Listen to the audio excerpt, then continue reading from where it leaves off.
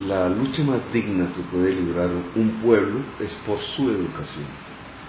La Asamblea Nacional Constituyente así lo reconoció en 1991 y por eso expidió un artículo que aseguraba que el presupuesto para la educación creciera por encima de los ingresos corrientes de la nación.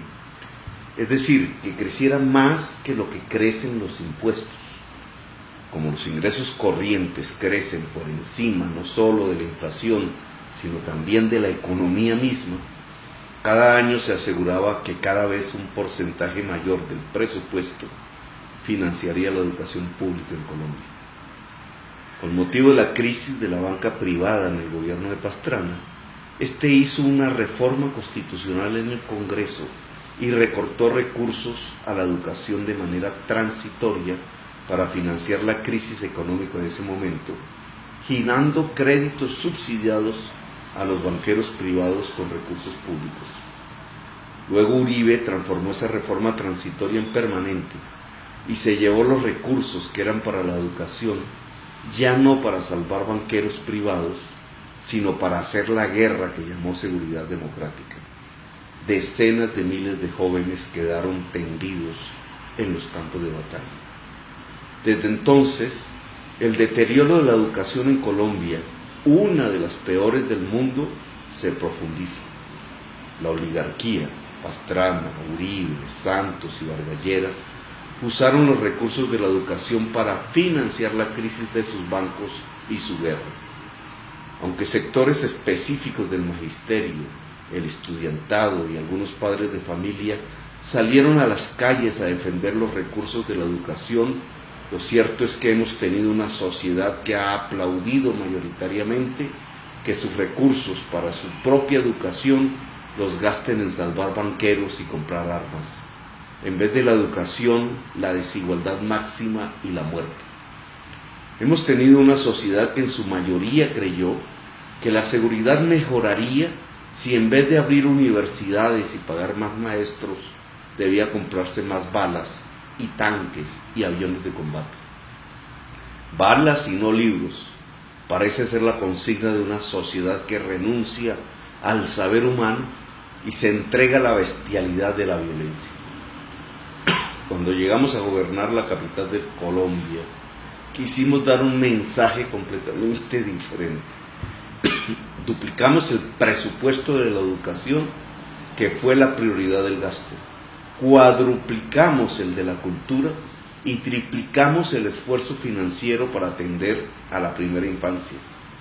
Los resultados fueron sorprendentes en inclusión juvenil, disminución de la desigualdad y la pobreza y disminución de la violencia.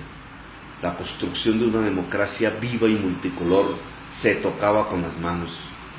Sin embargo, sectores de la sociedad determinantes en las elecciones decidieron que era más importante el cemento que el cerebro, que Bogotá sería mejor para todos, tachonada de troncales de Transmilenio, que llena de universidades, colegios, culturas y saberes y equilibrada con la naturaleza. Para una paz de verdad, para la construcción de una convivencia democrática de larga duración, para la superación de la desigualdad social y la pobreza, debemos recuperar para la educación los dineros que les quitó Pastrana y Uribe y sus entonces ministros y senadores Santos y Vargas Lleras. Le solicito al actual presidente de la República, por la vía del llamado Fast Track, restablecer el artículo original de la Constitución del 91 sobre financiación de la educación y cumplir así con su palabra entregada el 7 de agosto del 2014, en lugar de reprimir con violencia el magisterio. Golpear a un maestro, en vez de aumentar la financiación de la educación, es la demostración más vil de la ignorancia y la irracionalidad. Si un gobierno progresista es elegido en Colombia el año entrante, nos comprometemos a recuperar la senda del crecimiento real de los recursos de la educación para garantizar los 3 años de preescolar en todo el país, con un cambio drástico y de calidad en la atención de la primera infancia, que debe ser propiciada directamente por el Estado y no por contratistas tercerizados que en caso de empresas y fundaciones son en realidad mecanismos de robo del dinero público por la clase política tradicional. Nos comprometemos a una jornada única cuyo objetivo sea enseñar a pensar en libertad. Nos comprometemos a forjar el derecho a la educación superior con una universidad pública extendida con más de 500,000 nuevos cupos iniciales, gratuita para el estrato 1, 2 y 3, y de calidad, buscando que la Universidad Nacional sea la primera en América Latina y se ubique entre las 100 mejores del mundo.